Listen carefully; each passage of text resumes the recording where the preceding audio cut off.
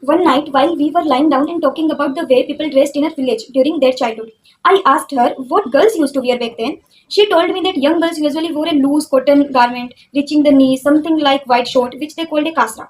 On top, they wore a simple cotton kurta. Sometimes little girls wore frocks, and as they grew older, they would start wearing the kasra underneath those frocks. Everything was stitched from thick cotton fabric, simple and practical.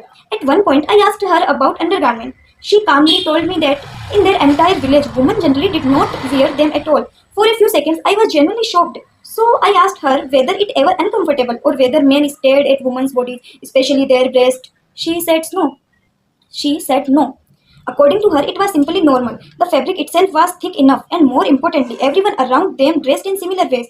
There was no constant discomfort or hyper awareness attached to women's bodies in the way society often creates today. Then she told me something else. Years later, after her elder sister got married and moved outside the village, she introduced my granny to bras for the first time. But my granny never truly felt comfortable wearing them, so she eventually stopped. She even laughed while telling me how much she loved wearing saris directly without petticoat.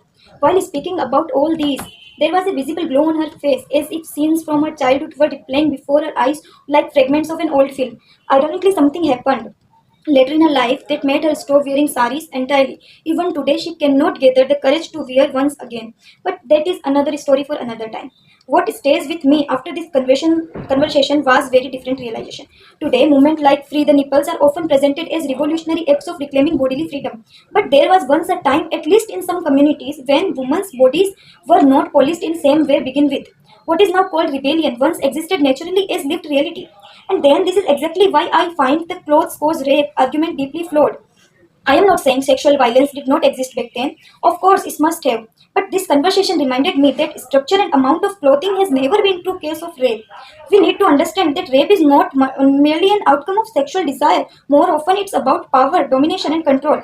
This incident is my small contribution towards explaining that issue was never clothing. It was always control. It was always control.